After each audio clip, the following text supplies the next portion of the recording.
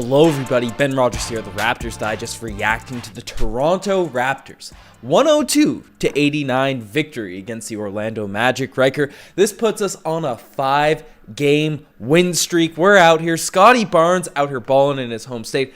Really, all the starters played well in this one, even though the shooting percentages weren't that efficient. They all had their moments in this game to shine. Precious Achiuwa was balling off the bench. How you feeling about this win against the Orlando Magic? Our last few wins in recent games, haven't been able to react to the last one at least.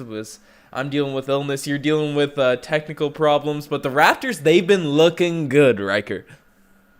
And tell me honestly, did you think the Raptors, not during the game, before this game even started, would pull off a victory against the Magic? Because I did not. These are the games the Raptors tend to lose. They tend to get sloppy. Trap game. They play down.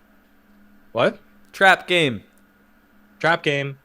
Listen, it's good to keep the streak alive. We're back. We're tied again with Chicago. There's really no way around it. It's going to be a tough first round matchup regardless of our standing. I'm thinking it's either Philly, Boston, or Milwaukee. So I don't know if it's even really that important necessarily where we seed at this point, but I'd like to be 5th or 6th, and only 5 games left, Ben. Playoffs are right around the corner. It's just good to keep that positive momentum going into that final stretch. Yep. Beat the teams that you should beat.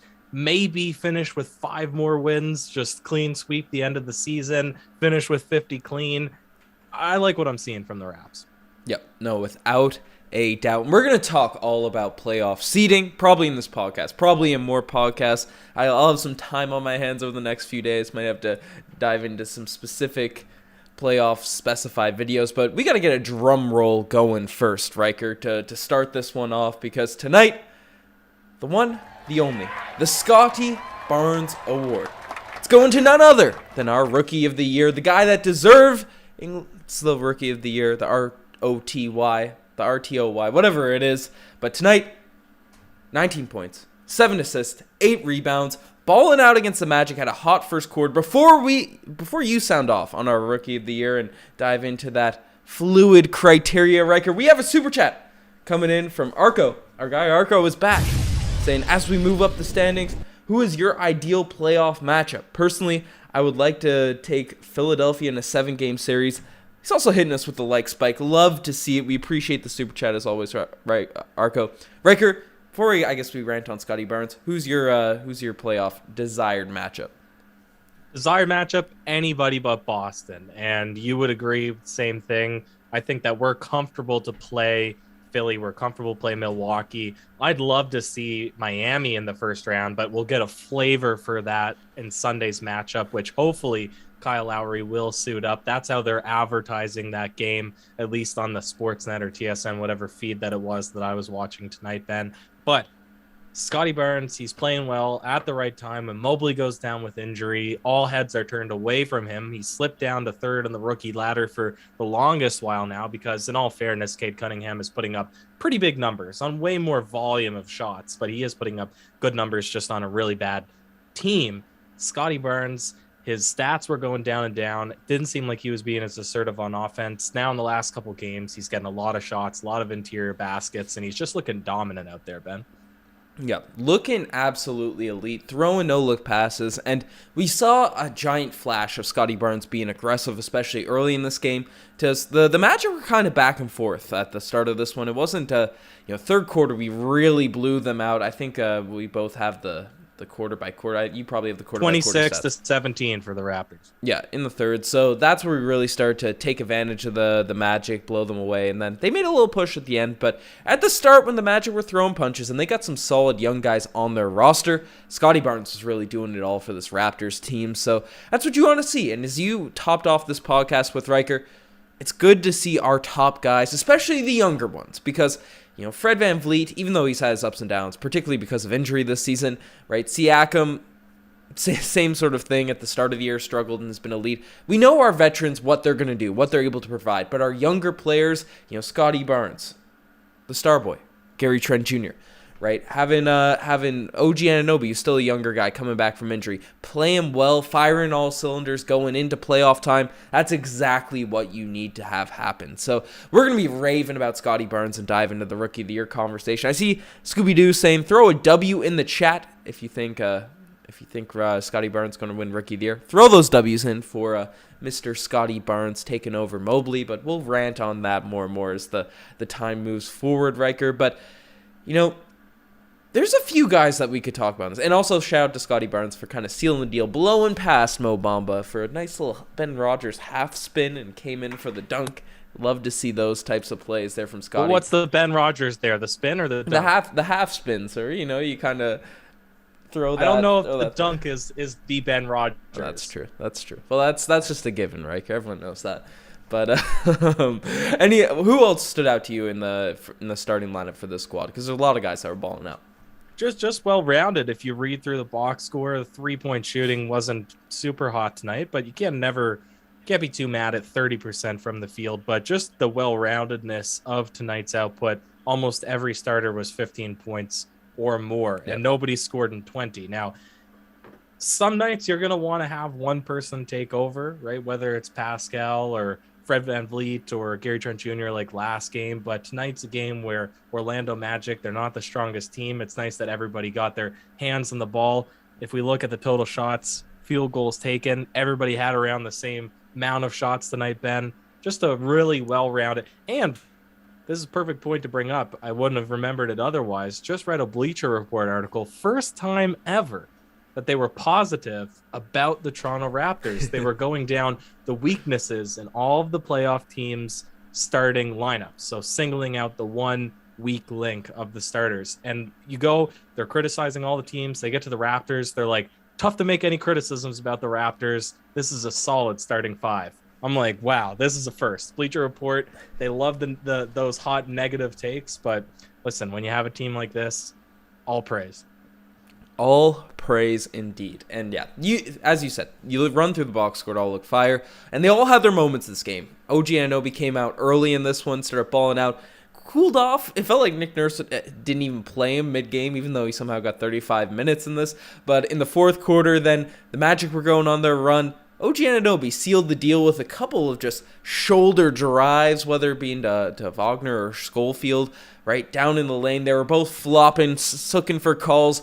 OG took Wagner down, right, fell to the ground, and then it looked like the ref called a foul on OG, and you could see OG saying, he flopping, right? He was about to say that, and then they ended up giving the call to OG, giving him the and one, so he was happy with that there. So no flops called on the Toronto Raptors tonight. This isn't no Celtics game, Riker, but OG had his moments at the start and end of this one. Fred VanVleet in the third quarter started looking like Freddie All-Star. Still not the greatest shooting night by any means, but it looked like Fred was just kind of hoisting up shots, just saying, you know what?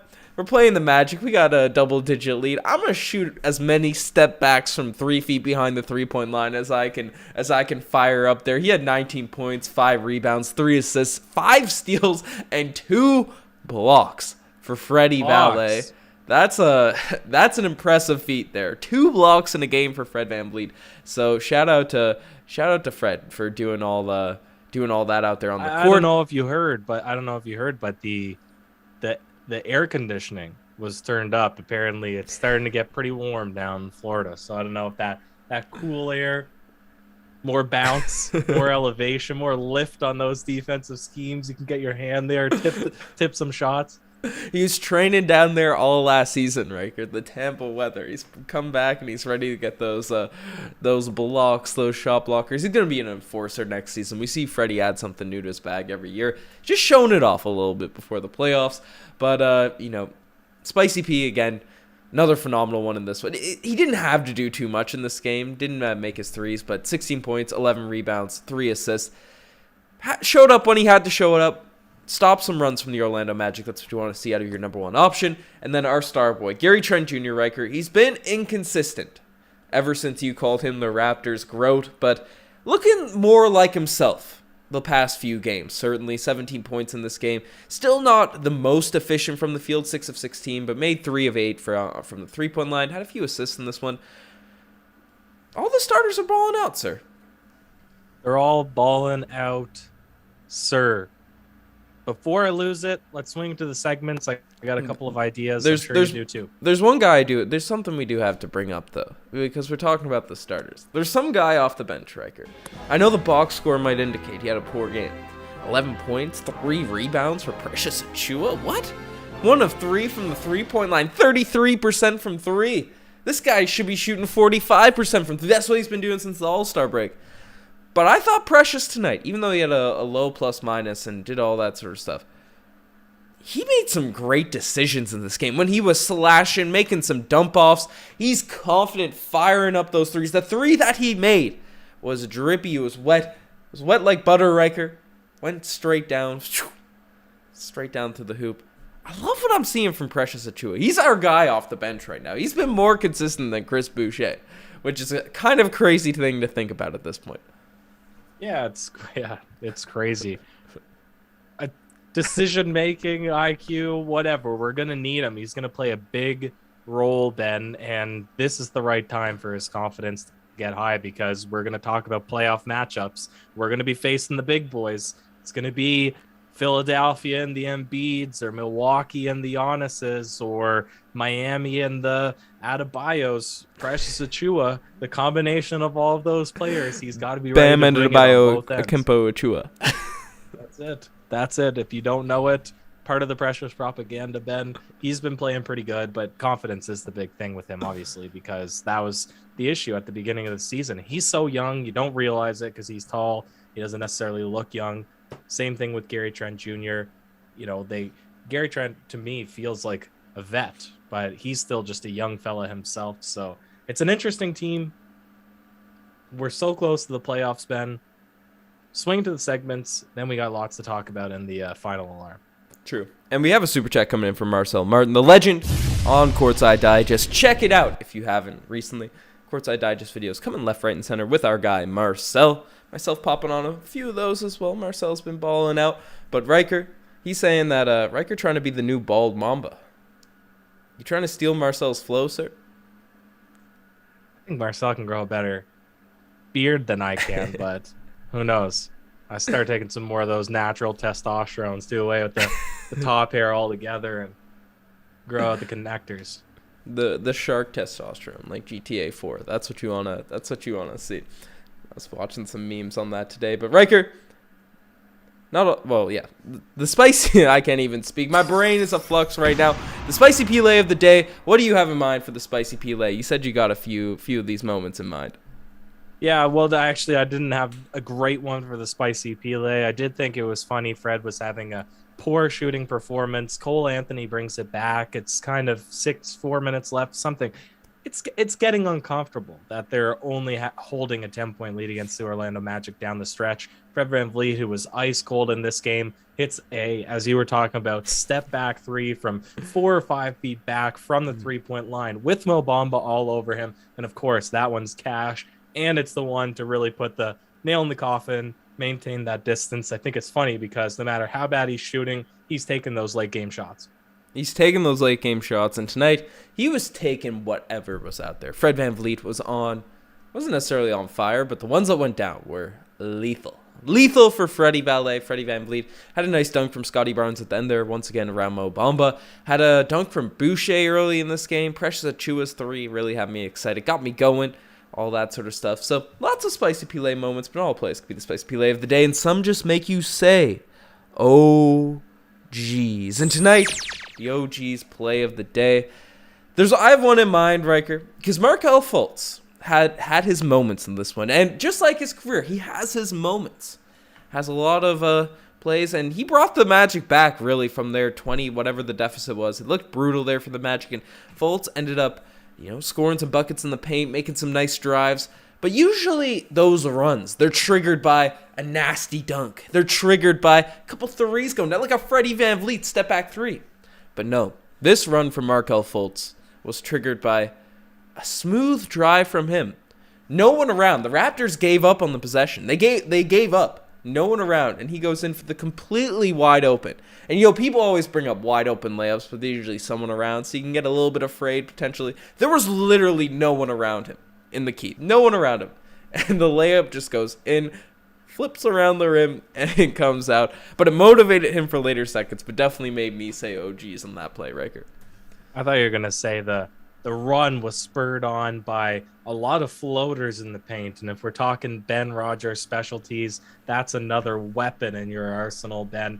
Another OGs for me in this one was OG himself getting Charlie Horst. I didn't see that until the replay. I just saw him limping, and I was terrified. I was so nervous that it was more of a structural injury that might hold him back from playoffs, right? You never know. And then they show the replay, and he just got Charlie Horst fair and square right on the quad, and I think you can shake those off pretty easy. Yeah. Well, that kind of, I don't know if you have any golden kazoos, Riker, but I'm gonna bring out the golden kazoo, the one, the only, the Paul Pierce golden kazoo, and yours kind of transitions to what I had in mind. Now, I might be tripping, because I know most Raptors fans probably don't give a minute's thought about the Orlando Magic, with the exception of maybe DJ Augustine in Game 1 of the 2019 NBA playoffs. That's the only real true memory. And the hearts of Terrence Ross. Everyone has a piece of T. Ross in the Orlando Magic's fan base. I know you're a big T. Ross guy on this podcast, one of your favorite Raptors of all time. So, that's where we talk about the Orlando Magic, where they come into our heads. But there's something about the Orlando Magic, and it was especially so when they had Aaron Gordon on the roster, when they had a few of their guys, Evan Fournier on the team. I don't even know. Yeah, Evan Fournier's on the Knicks right now. But they'd end up losing, as they usually do against the Toronto Raptors in the past. And then at the end of games, it always felt weird. It always felt like they'd be stiff-arming. They'd be doing random things. Not as aggressive as the Heat, just more petty. More petty pushes, petty hits, petty fouls, and all of that. To Raptors guys at the ends of games. And I don't know. It just seems like always against the Orlando Magic. And tonight, as you said, the Charlie Horse came. They were kind of getting right into Pascal Siakam's grill unnecessarily at the end of this one. A bit jumpy, and then OG Anunoby going in. They're flopping, and then Wagner's kind of going up to him saying, oh, that's not a flop, blah, blah, blah. I don't know. I don't like when you're not an aggressive team, but then you just get chippy when you're down by 20, 15, or whatever with a few minutes to go. Where I thought you were going to take that was that their identity this season seems to have changed. That normally they're bad, but there's still something. Like there's still Aaron Gordon or there's still Vucevic, right? There's still some sort of glue that kind of makes sense for the franchise, where they don't obviously have that right now. My thought when I was watching it, because the court pattern that they have with the blocks of hardwood that are in squares is the same that Boston used to have. And I'm thinking, it's funny the difference between the success of the two franchises. I almost feel like when you become a team that doesn't make the playoffs and then you make the playoffs again, you should almost have like a complete branding reset to just get rid of all of the bad seasons that you've had, right? And all of the disastrous, just bad watching experience. But are the Magic going to have a rebrand every season, Riker? Is that what they're going to do? Well, I don't have any faith that they'd make the playoffs in any coming season, but I'm saying that one season when it's about to happen, complete rebrand. Anyways, Ben, we've held off long enough. We want to talk playoffs. We want to talk everything wild and wacky, off the rails. I think it's time for the final alarm. Let's get it. Woo, woo, woo, woo.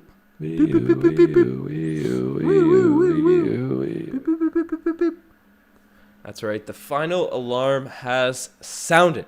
We want to hear what you guys have to say about this game, about the Raptors playoffs, about Scottie Barnes winning Rookie of the Year, all the stuff that will certainly be storylines at the end of this season. And as a tradition, let's get a little like spike going. Also, a golden kazoo that I forgot to mention, Riker. As much as, Wagner's not really a threat to Rookie of the Year, but he is a rookie that's playing well. Wagner. Franz Wagner, if I pronounce that correctly. But he went down with injury early in this one. It says 0 minutes on the box score. He's got a personal foul in the game, but hopefully he's all right. Missed Franz Wagner? Yeah. Well, there was somebody playing in the fourth, but maybe is his brother on the team too? Yeah. Speaking of injuries, did Trae Young get injured? Just say pas, monsieur. Is he out? Okay.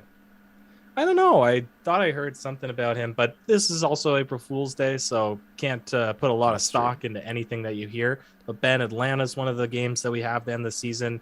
I think it goes Miami, Atlanta, Philly, Houston, New York. So 3 bad teams, potentially four, 3 bad teams, 2 good teams. I'm ready for the playoffs. I'll tell you, if regular season ended tomorrow, I'd be happy. Let's get it, because we have a big game against he, and we have Paul Blunt renewing his channel membership for 6 months, saying, or he's been member for 6 months, saying, "Hail Raptors Digest, bring the 5th seed. Let's bring it here." And you're talking playoffs. You want to start right now. I want those games, Riker. I want those games. You know why? Because you said seeding doesn't matter, and you put some words in my mouth early in this podcast. I don't want to get derailed too much with playoff talk early, but a couple things I need to address. One, seeding wise. I don't know if you've been keeping your eyes peeled to the old standings, the old teams ahead of us in the playoff picture. But your boy Benjamin Rogers said from the start of the season, top 4 seed. When we were the 12th seed, when we were the 13th seed in the Eastern Conference, you know who said? Do you know what Mr. Ben Rogers said? Top 4 seed. 4th seed.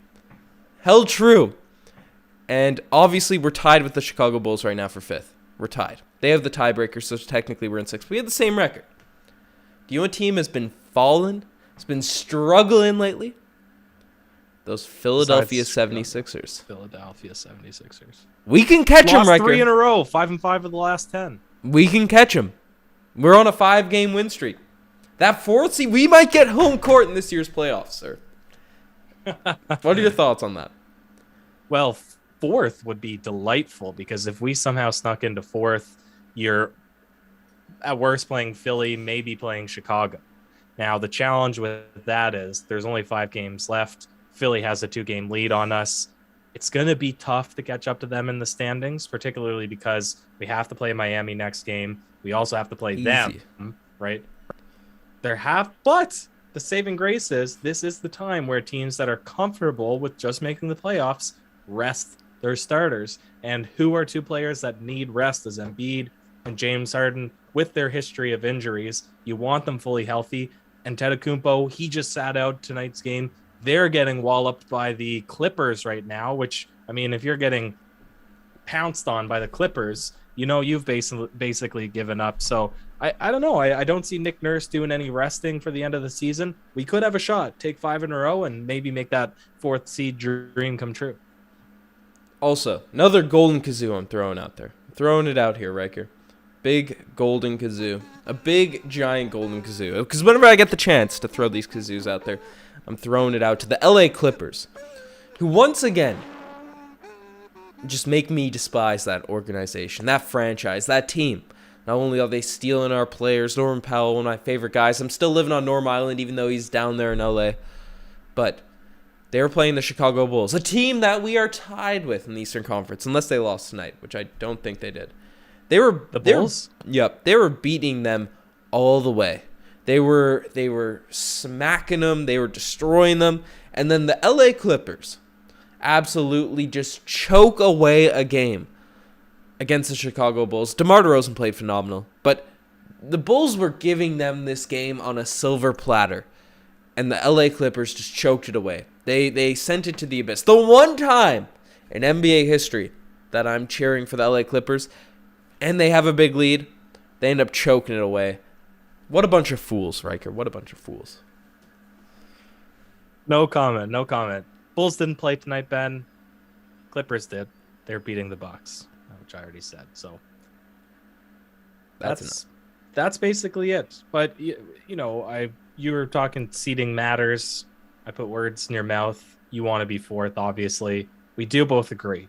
Boston's the only team we don't want to play. No, so this you have to play the them. second thing. This is the second thing I said. This the second thing I said, because I said there's 2 words you put, or 2 things you put into my mouth, Riker. And the second thing I got to address. The Boston Celtics.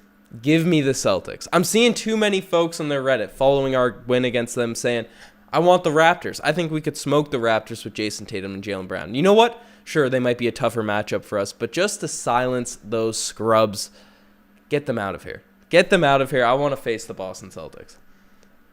I think we would potentially get smoked against No. Jason Tatum, No. Jaylen Brown. No. It's not happening. We would take that team over. Space Team Enterprise is saying I'm drunk. I am not. I just have the old health and safety protocols right now. I'm in isolation, so my voice sounds weird. But my takes are legit. They are true. They are spry. They're not. They're skewed. No. They're skewed.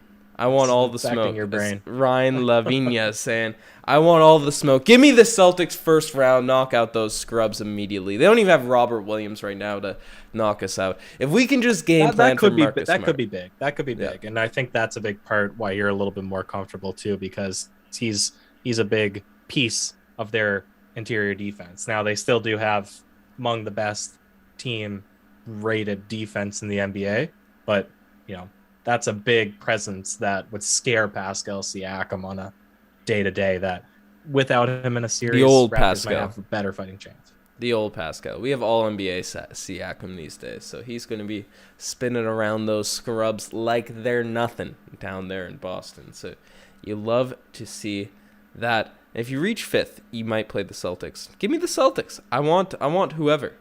I want whoever's here. Apparently, Let me ask you this. Yeah. Do you think the team in first is like, I'd rather not be first because Brooklyn could be scary now that Kyrie's allowed to play games again? Brooklyn is so bad with outside of Kyrie and Kevin Durant, and we've seen it now too with Kyrie Irving. Yes, he's great when he's playing once a week. When he's playing once every 2 weeks, he's phenomenal, putting in 50 points and all that. Kyrie Irving is not Damian Lillard. He's not Steph Curry. He's not Kyle Lowry. He's not one of those guys. He's not one of those guys. Kyrie Irving's not Kyle Lowry? No, he's not. He's not that even level at of player. Kyle Lowry's level? He is not that level of player. I've been arguing that. Some hate. You're hating. I've been consistent on this podcast for the past 4 or 5. How long have we been doing this, Riker? 5 years? Your dislike of Kyrie Irving, but surely he's a more skillful player than Kyle Lowry. Skilled, sure. Better? Nah. Oh, shoot. No. He's not that level of guy. And then you have Kevin Durant, who's phenomenal, obviously, even though Nets. But the team is in 9th for a reason. They're in 9th for a reason. No.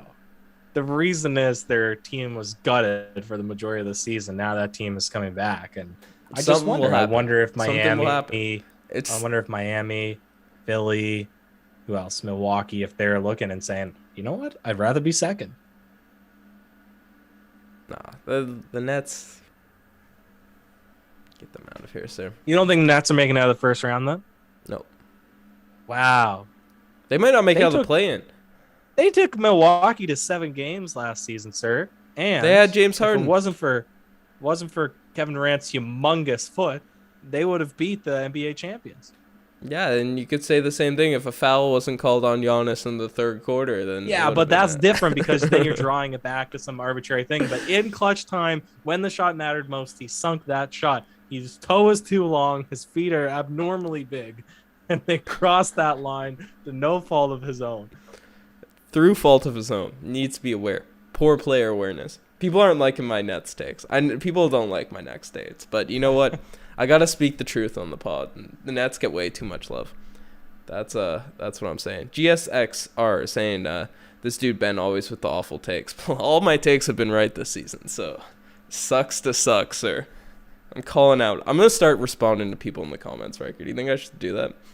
I may actually listen back to our preseason preview podcast that we did just to pick out our exact takes. I think that yours, like you said, have been pretty consistent. So there is some level of impressiveness to, you saying it from the beginning. 4th seed. And we're close. We're close. 4th seed, staying on the Siakam wagon. People always put words in my mouth, folks. I'm not taking it anymore. I'm starting to go at the comments. It's what I'm in isolation for the next week. I'm gonna respond to every comment. Nice. All right, sir. Anything left to say? Anything exciting in the comment section before we sign this one off? Graham saying Nets are overrated. Love to see it. Looks like Simmons will be back for the playoffs. Ben Simmons. Oh, I didn't hear. I heard otherwise. Yeah, I don't. There's been so much random stuff happening about Ben Simmons. who knows what's really going on with this guy. This is what I don't get, though. Most of what I hear is that his conditioning isn't there. Is that what you're hearing as well? Yeah, his conditioning, and then his conditioning isn't good enough to play him 10, 15 minutes a game? Well, his conditioning, and then that messed up his back is what I heard. So, when you're out of shape and then you get an injury because you're out of shape because you try to ramp it up again, that's the... I've never been out of shape, so I don't know exactly, but I can... We're both a couple of chattiest youngs out here on the pod, so it's what you like to see. But it's who did I say will win MVP? I think I had Luka. So I'm talking Raptors takes though. But one of the Raps, we're going for 50 wins. The chat's popping off right now, Riker. I can't keep up with it. But 8 through 10 is tied. That's pretty wild there in the East right now. But what's happening here? Okay, no need to spam. I already addressed your comment, Mr. Prod. Don't make me ban you.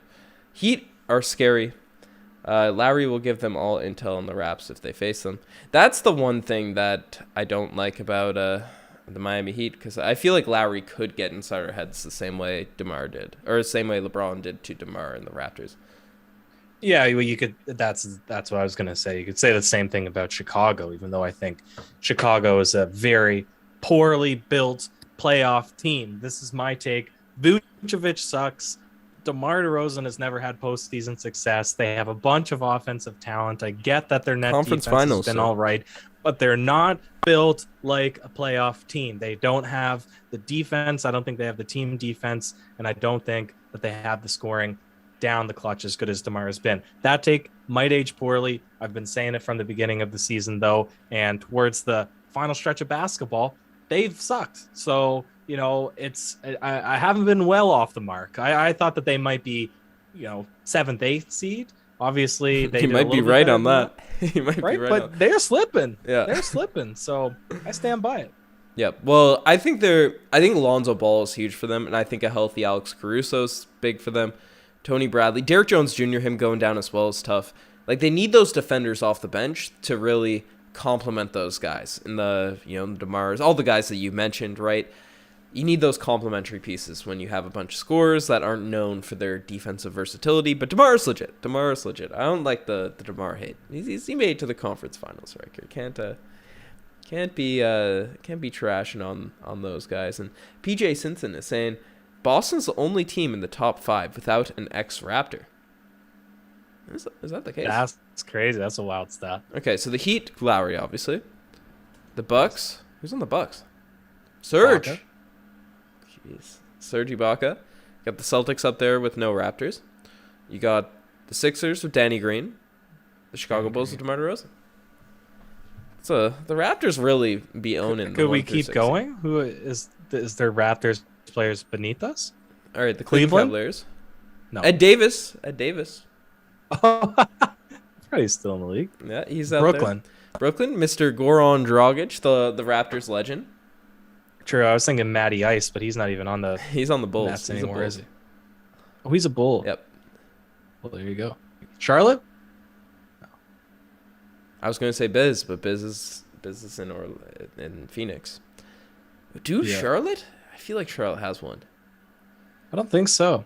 Mason Plumlee feels like a guy that played on our team but never did. He seems like one of those Aaron Gray guys, I was just gonna say, what are you thinking about Aaron Gray? That's a tough comparison for him. He's way better than Aaron Gray could ever hope to be. Fake news. I thought of it too immediately. Aaron Gray. I don't know if it's still on my Instagram, but I had a picture of Aaron Gray next to Michael Jordan. I was devastated when we traded away because Rudy Gay was traded alongside Aaron Gray and Quincy Acey. I was devastated we traded Acey and Aaron Gray in that deal.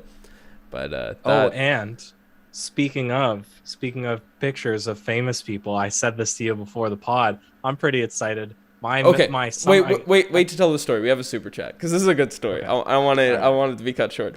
But we have a super chat coming in from Pain Causing Samurai, saying my favorite thing about Barnes are his putbacks, helping Raptors avoid offensive slumps. Really wish we could have seen him play together with Powell. I'm assuming Norman Powell. Yeah, that'd be a cool dynamic, two of those guys. But yeah, Scottie Barnes, especially at the start of this one, was getting put back after put back after put back. Yep. That was a Ben, W. story Shout time. out Pain Causing Samurai. We appreciate it. Shout out. But tell the story Story time. Riker. Tell the A story. cool one for once. I keep wanting to call it men's league, but it's adult league. You need to have girls. Finally made Correct. friends with some girls that are basketballers, not just girls. Period. They play ball. And this one girl said, "Oh yeah, so I have a friend who plays D1 basketball. That alone is pretty cool." Yeah. Little did I know she plays for Connecticut. Still didn't put any thought to that, except for they're going to the Final Four, and she's a starter on this team. Then she drops the bomb on me. Therefore, if she's Connecticut, she's a starter. She's Paige Becker's teammate. Paige Becker, 1 million followers on Instagram, probably the most famous girl. Doesn't she date Jalen Suggs? Am I tripping? Or they're buddies or something?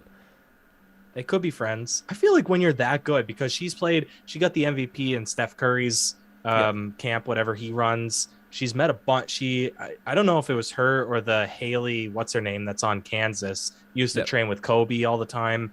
I think when you're at that status as a basketball player, that's, they're touting you as like the phenom to come and do whatever you want in the professional leagues.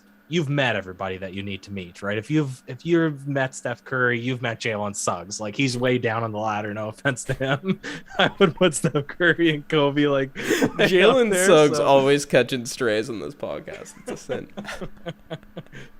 But anyways, that's that cool. That's cool. Riker is out here hooping with Paige Beckers, essentially. That's I wonder how bad I would lose to Paige Beckers in a one-on-one. I don't know. You got you got clamps. That's the thing. I feel like you could guard. I feel like her defense might be really good too, though. Yeah. Yeah, like and I mean, this girl that's gonna be playing on my team is also a starter on this team, so I'll get a little flavor for what D1 quality girls basketball is like. So I'm definitely gonna play her on one-on-one. So get the 1v1. So then you can essentially say you beat Paige. I gotta beat this other girl first. I don't even know if that's gonna be possible. She seems like a beast. I checked out her Instagram too. Shout out Aaliyah. She's just been she's Instagram official too. It's crazy, man. Crazy. Anyways, that's it. That's the true hoop. Shane's saying, what is this, TMZ? Well, our concurrent viewers stayed up, so it went higher during that story. So that's what you love to see. We're gonna have to get Paige onto the podcast. Let her know what she thought of Jalen Suggs getting passed on by the Toronto Raptors. Keep it Raptors official. See what she thinks of Riker's game. You might get Riker, we've been plugging a 1v1 literally since this time last year, and you might get to play Paige Beckers before you and I get a chance to play 1v1. I don't know where she's from, but somewhere in the States. Didn't you call Paige Beckers like the dream person? If you were to, pick a dateable worthy person, she'd have to be a baller. I don't think I did on a podcast, but yes. No, not on a podcast. I might be calling you out. I might be calling myself out.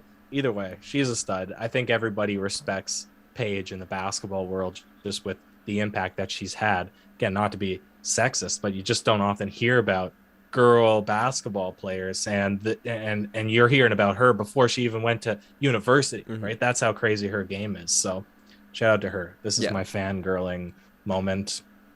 Pretty cool. She's a hooper. She throws the no-look passes. That's another thing. It's like a Chicky Poo throwing no-look passes. They're the one. That's what you want to see. Yeah, GSX saying she's from Minnesota. So TMZ breaking. Riker teaming up with Aaliyah on UConn for a pickup ball. That's the facts. That's from Woj. That's a true Woj bomb right there. Dropping. Got to get those games recorded. He's happening. Zane's out here saying Riker admitting his love to Jenny 10 years later in 2022.